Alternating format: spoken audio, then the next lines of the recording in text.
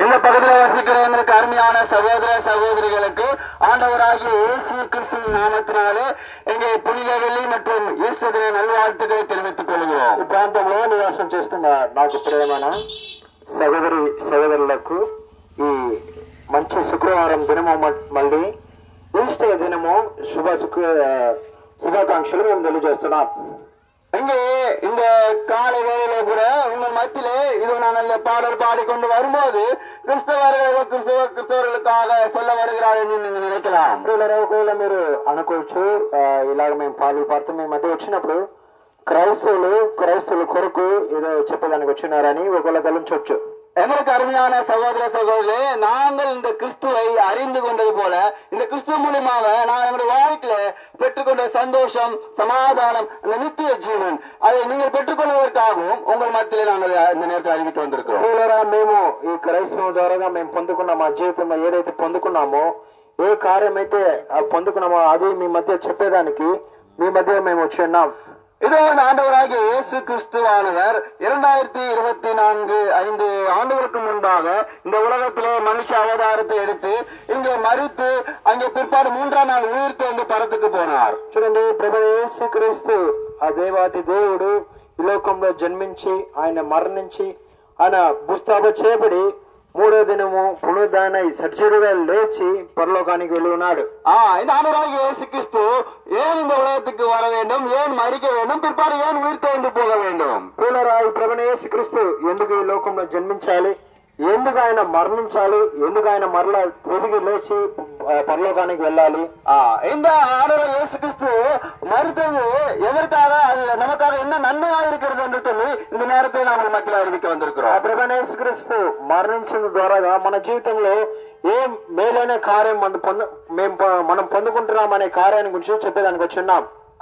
இங்கே முதலாவதாக நாம் பார்க்கும் போது இங்க நம்முடைய பாவங்களுக்கும் நம்முடைய அக்கிரமங்களுக்கும் நாம் மரித்தவர்களாக இருந்தோம். మొట్టమొదటిగా మనం చూసినప్పుడు మనము పాపముతోనూ அபராதமுத்தோனோ சச்சின வாரமாய் మనం ఉంటాము. இங்கே நாம் இங்கே இந்த பாவத்திலிருந்து இந்த அக்கிரமத்திலிருந்து நம்மளை மீட்டுக் கொள்வதற்காக நம்மளை மீட்பிக்கும்படியாக ஆண்டவராக இயேசு கிறிஸ்துவானவர் அவர் நமக்காய் மரித்தார். మనం చేస్తున్న మన పాపం నుంచి అతిక్రమం నుంచి మనల్ని విమోచించడానికి కొరకు ఆయన మన కొరకు మరణించి మరలా సజీవుగా లేచిన దేవుడుగా ఉంటున్నాడు. முதலாவது அவர் நம்முடைய பாவத்துக்காக மரித்தார். మొట్టమొదటిగా ఆయన మన పాపాని కొరకు మరణించాడు. இரண்டாவதாக நாம் பார்க்கும்போது, రెండవదిగా మనం చూసినప్పుడు இதோ நாம் பாவத்துக்கு செத்து நீதிக்கு பிழைத்திருக்கும்படி அவர் தாமே நம்முடைய பாவங்களை சிலுவையில் மேல் சுமந்தார். మనము పాపానికి చనిపోయి నీతికి బ్రతుకుదట్టుగా మన కొరకు ప్రభువైన యేసుక్రీస్తు తామే ఆ సిలువలో ఆయన మరణించాడు. இதோ இந்த உலகத்திலே நாம் அநீதி உள்ளவர்களாக, அக்கிரமக்காரர்களாக, அநேகருக்கு கெடுதல் செய்கிறவர்களாக நாம் இந்த உலகத்தில் வாழ்ந்து கொண்டிருக்கிறோம். ఈ లోకంలో మనం ఎలాంటి వారంగా ఉంటున్నామంటే ఇతరులకి మనము హానికరం చేయవారంగాను, అనీతి చేసే వారంగాను, మనము అపరాధంతో నిండిన వారమై ఈ లోకంలో జీవిస్తూ వచ్చాము. இந்த அநீதி உள்ள நமக்காக ஆண்டவராகிய இயேசு கிறிஸ்துவானவர் நம்மை நீதி உள்ளவர்களாய் மாற்றும்படியாக அவர் இரண்டாவது இந்த காரியங்களுக்காய் மரித்தார். ప్రియులారా, మనల్ని నీతిమంతులుగా తీర్చడానికి కొరకు ఈ ప్రభువైన యేసుక్రీస్తు మన కొరకు ఆ కలువారి సిలువలో ఆయన మరణించాడు. இங்கே வேதம் சொல்லுகிறது, அநீதி உள்ளவருக்கு பதிலாக நீதி உள்ளவர் அங்கே மாம்சத்தில் கொலை உண்டு ஆவில உயிர்ப்பிக்கப்பட்டார் என்று வேதம் சொல்லுகிறது. బైబిల్ గ్రంథం సెలవిస్తుంది, అనీతిలమైన మన కొరకు ప్రభువైన యేసుక్రీస్తు ఆయన మరణించి ఆత్మ ద్వారా ఆయన మరలా తిరిగి లేచి ఆయన సజీవుగా జీవిస్తున్నాడు. அவர் அநீதி உள்ள நமக்காக நீதி உள்ளவர் அவர் அங்க மரித்தார். అనీతి కలిగిన మన కొరకు నీతి కలిగిన దేవుడు ఆయన మరణించాడు. நம்மளை நீதி உள்ளவராக மாற்றும்படியாக அவர் மரித்தார். మనల్ని నీతిమంతులుగా తీర్చుట కొరకు ఆయన మరణించాడు. மூன்றாவதாக நாம் பார்க்கும்போது, మూడో కార్యం మనం చూసినప్పుడు, இதோ நம்முடைய மீறி நிமித்தம் அவர் அடிக்கப்பட்டு நம்முடைய அக்கிரம நிமித்தம் அவர் நொறுக்கப்பட்டார். இதோ நமக்கு சமாதானத்தை உண்டு பண்ணும் ஆக்கிரியை அவர் ஏற்றுக்கொண்டவராயிருக்கிறார். మన దోషములను బట్టి, మన అతిక్రమములను బట్టి ఆయన నలగొట్టబడి విరగొట్టబడ్డాడు. మనకి సమాధానము కలిగిన శిక్ష ఆయన పైన పడింది. நமக்கு சமாதானத்தை கொடுக்கும்படியாக அவர் அங்கே மரித்தார். మనకి సమాధానం ఇచ్చే శిక్ష ఆయన పైన పడింది. ఇదో నమకు సమాధానత ఆఖరిயை ఆండవరాగిய இயேசு கிறிஸ்துவானவர் ஏற்றுக்கொண்டார். ప్రియులారా, మనకు సమాధానం శాంతిని ఇచ్చేదాని కొరకు ఆ తీర్పు ఆయన పొందుకున్నాడు. இதோ அவருடைய மரணத்தின் மூலமாக நமக்கு சமாதானத்தை கொடுக்கிறவராய் காணப்பட்டார். ప్రియులారా, ప్రభువైన యేసుక్రీస్తు యొక్క మరణం ద్వారా మన జీవితంలో మనం శాంతిని పొందుకుంటున్నాం. இதோ வேதம் சொல்கிறது, இதோ நான் உங்களுக்கு சமாதானத்தை கொடுக்கிறேன், உலக பிரகாரம் அல்ல, என்னுடைய சமாதானத்தை கொடுக்கிறேன், நீங்கள் பயப்படாமலும் కలనామలం என்று వేదం சொல்லுகிறது. ఆ బైబిల్ మనం సెలవుస్తుంది, శాంతిని మీకు అనుగ్రహించి వెలుచున్నాను, నా శాంతిని మీకు అనుగ్రహించి వెలుచున్నాను, లోకం ఇచ్చినట్టు కాదు. இங்க மூன்றாவதாக பார்க்கும்போது நம்முடைய சமாதானத்துக்காக அவர் மரித்தார். మూడో కార్యము మన శాంతి కొరకు ఆయన మరణించాడు. இங்க நான்காவதாக பார்க்கும்போது నాలుగోదిగా మనం చూసినప్పుడు தேவன் தம்முடைய ஒரே பேரான குமாரனை கர்த்தராகிய இயேசு கிறிஸ்துவை விசுவாசிக்கிறவனோ அவன் கெட்டு போகாமல் நித்திய ஜீவனை அடையும்படிக்கு அவரை தந்தருளி இவ்வளவாய் உலகத்தில் அன்பு கூர்ந்தார். దేవుడు లోకమును ఎంతో ప్రేమించను కాగా తన అద్వితీయ కుమారునిగా పుట్టినవాడు అందు విశ్వాసం ఉంచేవాడు ప్రతివాడును నశింపగా నిత్య జీవము పొందినట్లు ఆయన అనుగ్రహించాడు. நான்காவதாக நமக்கு நித்திய ஜீவனை கொடுக்கும்படியாக இயேசு கிறிஸ்து மரித்தார். నాలుగో విషయము, మన జీవితంలో నిత్య జీవము పొందినట్టుగా ప్రభువైన యేసుక్రీస్తు మరణించాడు. இந்த நித்திய ஜீவனானது நம்முடைய வாழ்க்கையில இதோ இந்த உலகத்தில் நாம் கொஞ்ச நாட்கள் வாழ்ந்து வாழ போகிறவராக இருக்கிறோம். ప్రియులారా, ఈ లోకంలో ఏదో మనము కొంచెం దినం మాత్రమే బ్రతకబోతున్నాం. இந்த உலகத்துல நாம் 70 பலத்தின் மீது 80 என்று வேதம் சொல்லுகிறது. పరిశుద్ధ గ్రంథం సెలవిస్తుంది, ఒక 70 సంవత్సరము ఒకవేళ బలము ఉంటే 80 సంవత్సరం అని సెలవిస్తుంది. ஆனால் நம்முடைய மரணத்துக்கு பிற்பாடு நமக்கு ஒரு வாழ்க்கை உண்டு. అయితే మనము మరణము సంధించిన తర్వాత మనకి ఒక జీవితం ఉంది. நீங்கள் எல்லாரும் அறிந்திருப்பீர்கள், మీకు అందరు కూడా బాగా ఎరిగి ఉంటారు. அந்த மோட்சம் என்று சொல்லப்படுகிற பரலோக ராஜ்யம், ఆ మోక్షము అనే పరలోక రాజ్యం ఒకటి ఉంది. அங்க இரண்டாவது அந்த வேதனையான இருக்கிறமாகிய அந்த நரகம், రెండవది బాధలతో నిండిన ఒక స్థలము, అదే నరకము. அந்த నరகத்திலே நாம் வேதனைப்படக்கூடாது என்பதற்காக அந்த நரகமானது அக்கினி அவியாமலும் புது சாதாரணமா இருக்கிற இடமா இருக்கிறது. చూడండి ప్రియులారా, నరకం ఎలాగ ఉందంటే అక్కడ అగ్ని ఆరదు, పురుగు చావదు అని చూస్తున్నాం. நாம் அந்த வேதனை கூடாது என்பதற்காக தான் ஆண்டவராகிய இயேசு கிறிஸ்துவானவர் அந்த ஆக்கினை ஏற்றுக்கொண்டவராக இருக்கிறார். ప్రియులారా, మనము ఆ బాధల్లో వెళ్ళకూడదని, ఆ హింస మనం పడకూడదని మన కొరకు ప్రభువైన యేసుక్రీస్తు మన కొరకు ఆయన బాధపడి హింసించబడ్డాడు. அந்த நித்திய ஜீவனை பெற்றுக்கொள்ளும் போது நாம் அந்த பரலோக ராஜ்யத்தில் காணப்படுவராக இருக்கிறோம். ప్రియులారా, మనం కూడా నిత్య జీవాన్ని పొందుకొని సదాకాలం ఆ పరలోక రాజ్యంలో ఉంటాము. இவ்விதமாய் அவருடைய மரணத்தின் மூலமாக இவ்வளவான காரியத்தை நம்முடைய வாழ்க்கையில் ஆண்டவராகிய இயேசு கிறிஸ்துவானவர் செய்தார். చూడండి, ఇన్ని విధమైన కార్యాలు ప్రభువైన యేసుక్రీస్తు తమ మరణం ద్వారా మనకి కలుగు చేశాడు. நம்முடைய பாவத்துக்காக மரித்தார், మన పాపాన్ని కొరకు మరణించాడు. நம்முடைய நீதியுள்ளவராய் மாற்றும்படியாய் மரித்தார், మనల్ని నీతిమంతులుగా తీర్చుట కొరకు మరణించాడు. நமக்கு సమాధానத்தை கொடுக்கும்படியாய் மரித்தார், మన జీవితంలో శాంతిని అనుగ్రహించడానికి కొరకు ఆయన మరణించాడు. நமக்கு நித்திய ஜீவனை கொடுக்கும்படியாய் மரித்தார், మనకి నిత్య జీవాన్ని అనుగ్రహించడానికి ఆయన మరణించాడు. இதோ இந்த அன்புள்ள தேவன் எவ்வளவு அன்புள்ளவராய் இருக்கிறார். చూడండి, ఈయన ఎంత ప్రేమ కలిగిన దేవుడుగా ఉంటున్నాడు. இந்த அன்பு உங்களுக்கும் வேண்டுமா? ఈ ప్రేమ మీకు కూడా కావాలా? இதோ இந்த வெளியில கூட நாங்கள் இங்க உங்கள் மத்தியில வந்து நாங்கள் கத்திக்கொண்டே இருக்கிறோம். చూడండి, ఇంత ఎండగా ఉన్నప్పుడు కూడా మేము మీ మధ్య వచ్చి మేము ఈ వాక్యము చెప్తున్నాం. நீங்க யோசிக்கலாம், என்ன உங்க இதுல இங்க வந்து இப்படி கத்திக்கொண்டு இருக்கிறாங்க என்று சொல்லி நீங்க யோசிக்கலாம். ఒకవేళ మీరు ఆలోచించవచ్చు, ఏంది వీళ్ళు ఇలాగా వచ్చి అరుస్తున్నారని ఒకవేళ ఆలోచించవచ్చు. இதோ இந்த ஆண்டவராகிய இயேசு கிறிஸ்து உங்கள் மேல் வைத்த அன்பு நிமித்தமானால் இந்த நேரத்தில் நாங்கள் அவரை பற்றி உங்கள் மத்தியில் நாங்கள் அறிவித்துக் கொண்டிருக்கிறோம். ప్రియులారా, ప్రభువైన యేసుక్రీస్తు మీ ఎడల పెట్టిన ప్రేమని బట్టి మేము కూడా ఈ ఎండ సమయంలో కూడా ఈ వాక్యం వచ్చి మీకు చెప్తాం. இந்த பாவமான உலகத்திலிருந்து ஆண்டவர் உங்களுக்கு நித்திய ஜீவனை கொடுக்கும்படியா இந்த நேரத்தில் அழைக்கிறார். ప్రియులారా, ఈ పాప లోకం నుంచి నిత్య జీవాన్ని అనుగ్రహించడానికి కొరకు ప్రభువైన యేసుక్రీస్తు మిమ్మల్ని ఆహ్వానిస్తున్నాడు.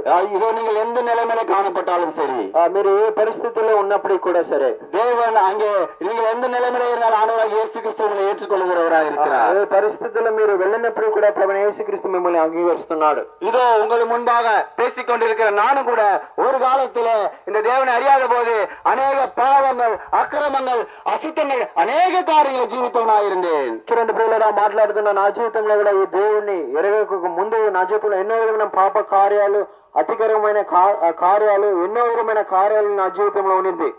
இதோ இந்த அன்புள்ள தேவனை என்னுடைய வாழ்க்கையை நான் ருசி பார்த்தேன். ఈ ప్రేమగలైన దేవుని నేను రుచి చూసి ఎరిగాను. இதோ இந்த ஆண்டவராகிய இயேசு கிறிஸ்து எனக்கு சந்தோஷத்தை சமாதானத்தை கொடுத்திருக்கிறார். ఈ ప్రేమగలైన దేవుడు నా జీవితంలో శాంతి సంతోషం అనుగ్రహించారు. அவர் வரும்போது நான் அவரோடு கூட காணப்படுவேன், நித்தியத்தில் இருப்பேன் என்ற நம்பிக்கை நிச்சயம் எனக்கு இருக்கிறது. ఆ దేవుడు రాకట్టలో ఆయనతో నేను సదాకాలము ఉంటానని ఆ నిరీక్షణ నాకు అనుగ్రహించాడు. இதோ உயிருள்ள சாட்சியாய் இன்னைக்கு உங்க மத்தியிலே நான் சொல்லிக் கொண்டிருக்கிறேன். సజీవుడే సాక్షిగానే మీ మీద చెప్తున్నాను. உங்கள் மத்தியிலே ஏதோ கட்டுக்கதையை நான் சொல்லவில்லை. ఏదో కథలాగా మీ మధ్య మేము చెప్పలేదు. இதோ ஜீவனுள்ள சாட்சி என்னோட வாழ்க்கையில நான் பெற்றுக்கொண்ட சந்தோஷம், நான் பெற்றுக்கொண்ட நித்திய ஜீவனை உங்கள் மத்தியில் அறிவித்துக் கொண்டிருக்கிறேன் பெருமாள். నా జీవితంలో నేను పొందుకున్న నిత్య జీవాన్ని మీ మధ్య మేము సాక్షిగా నిలబడి చెప్తున్నాము. இதற்காக நான் எந்த கிரயத்தையும் செலுத்தவில்லை, இதற்காக நான் எதுவுமே கொடுக்கவில்லை. దీని కొరకు నేను ఏ క్రయాన్ని ఏ కార్యం కూడా నేను అర్పించలేదు. இதோ ஆண்டவர் எனக்காக எல்லாத்தையும் கொடுத்தார். ప్రభు రామే నా కొరకు సమస్తం అర్పించుకున్నాడు. அவர் ஜீவனை கொடுத்து மீட்டுக் கொண்டிருக்கிறார். ఆయన తమ జీవాన్ని అర్పించి నన్ను విమోచించుకున్నాడు. கேட்டுக் கொண்டிருக்கிற நீங்களும் கூட ఆ వాక్యం వింటున్న మీరు కూడా இந்த ஆண்டவர் இயேசு கிறிஸ்துவை இருதயத்தை சொந்த ரட்சகராக ஏற்றுக்கொள்ளும் போது, ఈ ప్రభువైన యేసుక్రీస్తుని మీ సొంత రక్షకులుగా స్వీకరించినప్పుడు உங்களுக்கு కూడా அந்த பாவத்திலிருந்து விமோச்சனமும், మీ యొక్క జీవితంలో పాప నుంచి విమోక్షణ ఇస్తున్నాడు. அநீதியிலிருந்து உங்களுக்கு நீதியை தருகிறவராக இருக்கிறார். అనీతి కలిగిన జీవితం నుంచి నీతివంతులుగా మిమ్మల్ని తీరుస్తున్నాడు. నిమ్మదట్ట வாழ்க்கையிலிருந்து సమాధానத்தை கொடுக்கிறவராக இருக்கிறார். ఎలాంటి శాంతి నెమ్మది లేకుండా ఉన్న జీవితంలో మీ జీవితంలో శాంతిని అనుగ్రహిస్తున్నాడు. நித்தியமில்லாத வாழ்க்கையிலிருந்து உங்களுக்கு நித்திய ஜீவனை கொடுக்கிறார். నిరీక్షణ లేని మన జీవితానికి ఆయన నిత్య జీవాన్ని అనుగ్రహిస్తున్నాడు. இதோ அவருடைய சத்தத்தை கேட்கலாம், அவருடைய உங்களுடைய இருதயத்தை கடினப்படுத்தாதீர்கள். స్వరం వింటున్న మీరు మీ యొక్క హృదయాన్ని కఠినపరచుకుడి. இதோ ஆண்டவராகிய இயேசு கிறிஸ்து உங்களுடைய இருதயத்தை ஏற்றுக்கொள்ளுங்கள். ప్రభువైన యేసుక్రీస్తు మీ యొక్క హృదయంలోనే అంగీకరించండి. கர்த்தராகிய இயேசு கிறிஸ்துவின் ரத்தம் சகல பாவங்களை நீக்கி நம்மை சுத்திகரிக்கும். ప్రభువైన యేసుక్రీస్తు యొక్క రక్తము సమస్త పాపాల నుంచి మనల్ని కడిగి విమోచించును. இதோ இந்த மத்தியான வேளையில உங்களுடைய இருதய கதை தட்டி கொண்டிருக்கிறார். ఈ మధ్యాహ్న కాల సమయం ముందు మీ యొక్క హృదయపు ద్వారాన్ని ఆయన తడుతున్నాడు. இதோ கடைசி நாளை வாழ்ந்து கொண்டிருக்கிறோம். ప్రియులారా, మనము అంత్య దినంలో చివరి దినంలో జీవిస్తున్నాం. இதுவே ரட்சணை நாள், இதுவே அனுக்கிரக காலம். ఇదే మిక్కిలి అనుకూలమైన సమయం, ఇదే రక్షణ దినము. இதோ உயிர்த்தெழுந்த ஆண்டவர் மறுபடியும் வர போகிறார். పునరుద్ధానం లేచిన దేవుడు మరలా రానే ఉన్నాడు. அவர் ஏற்றுக்கொண்டவர்கள் அந்த நித்தியத்திலே காணப்படுவார்கள். ఎందరైతే ఆయన అంగీకరించారో వాళ్ళందరూ కూడా ఆయనతో సదాకాలం నిత్య ఆ పరలోక రాజ్యంలో ఉంటున్నారు. இதோ அவர் ஏற்றுக்கொள்ளாதவர்கள் அந்த கோரமான வேதனையான నరకத்திலே కాணப்படுவார்கள். ఎందరైతే ఆయన్ని తునీకరించారో వాళ్ళందరూ కూడా ఘోరమైన పరిస్థితిలో నరకంలో. அருமையான சகோதர சகோதரிகளே, నాకు ప్రియమైన సహోదరి సహోదరా, உங்களுடைய இருதயத்தை கடினப்படுத்த வேண்டாம். మీ యొక్క హృదయాన్ని కఠినపరచుకుడి. இந்த நேரத்தில் உங்களுடைய இருதயத்தை இருந்து ஆண்டவராகிய இயேசு கிறிஸ்துவை ஏற்றுக்கொள்ளுங்க. ఈ సమయము మీ యొక్క హృదయపు ద్వారాన్ని తెరిచి ప్రభువైన యేసుక్రీస్తుని స్వీకరించండి. ஒரு சின்ன விஷய காரியங்கள் தான் நீங்க செய்ய வேண்டும். ఒక చిన్న కార్యం మాత్రమే మీరు చేయాలి. நீங்கள் இருக்கிற இடத்துல இருந்து, మీరు ఉన్న చోట్ల నుంచి, இதோ ஆண்டவரே ஒரு பாவியா, நான் பாவியா இருக்கிறேன் என்று நீங்கள் அறிக்கையிடுவீர்களானா, ప్రభువా నేను ఒక పాపినని మీరు ఒప్పుకుంటే நீங்கள் எனக்காக மரித்து எனக்காக ரத்த சிந்தினேன் என்று நீங்கள் விசுவாசிப்பீர்களானால், ప్రభువా మీరు నా కొరకు మరణించారని నేను విశ్వాసిస్తున్నానని చెప్తే, இதோ உங்கள் பாவத்தை நீங்கள் அறிக்கை செய்து இந்த ஆண்டவரை நீங்க ஏற்றுக்கொள்ளும் போது, మీ పాపాన్ని ఒప్పుకొని ఈ ప్రభుని అంగీకరించినప్పుడు உங்களுக்கும் கூட அந்த பரத்திலே நித்திய ஜீவன் உண்டு. మీకు కూడా పరలోక రాజ్యంలో సదాకాలం నిత్య జీవం ఆయన అనుగ్రహిస్తున్నాడు. கர்த்தராகிய இயேசு கிறிஸ்துவை விசுவாசிங்கள், நம்புங்கள், அப்போது நீங்களும் உங்கள் வீட்டார் அனைவரும் ரட்சிக்கப்படுவீர்கள். ప్రభువైన యేసుక్రీస్తుని విశ్వాసించండి, నమ్మండి, అప్పుడు మీరు మీ ఇంటి వారు రక్షణ పొందుతారు. ఆమేన్. ఆమేన్.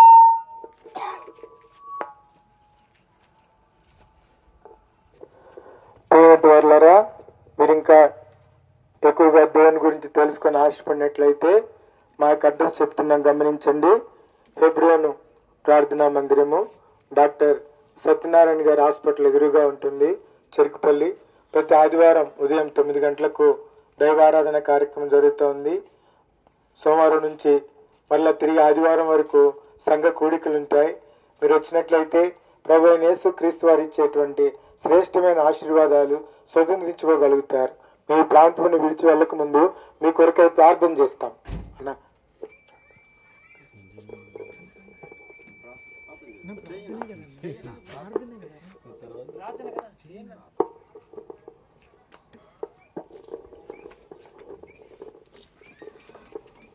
సర్వశక్తిమంతుడా, ప్రేమ నమ్మకం కలిగిన తండ్రి, దయగలిగిన దేవానికి వందనాలు, స్తోత్రాలు ప్రభువా. నీ బిడ్డలు ఎంతో దూరదేశాన్ని నుండి వచ్చి నీ వాక్యాన్ని ప్రభువా ఈ యొక్క వీధుల్లో, ఈ యొక్క ప్రాంతంలో ప్రకటించి ఉన్నారు. నాయన ఏ యొక్క హృదయం నాయన ప్రభా తండ్రి మరి తెరవబడిందో ప్రభా వారితో మీరు మాట్లాడండి ప్రభా. మీరు త్వరగా వచ్చుచున్నానని సెలవిచ్చిన దేవుడు ప్రభా తండ్రి నాయన జ్ఞాపకం చేసుకోండి. అందరూ అంతటా మారు మనసు పొందవలనని మీరు అక్కడ ఆలస్యం చేస్తున్నానని సెలవిచ్చిన దేవా నాయన దూరంగా దగ్గరగా విన్న ఈ మాటలను ఎవరైతే విన్నారో వారి హృదయాల్లో అయా మీరే ఫలింపచేయమని ప్రార్థన చేస్తున్నాం ప్రభా. తిరిగి మా ప్రయాణంలో తోడుగా ఉండండి ప్రభా. నీకే అప్పగించుకుంటూ యేసుక్రీస్తు నామములో ప్రార్థించి అడిగి వేడుకుంటున్నాం తండ్రి. ఆమేన్.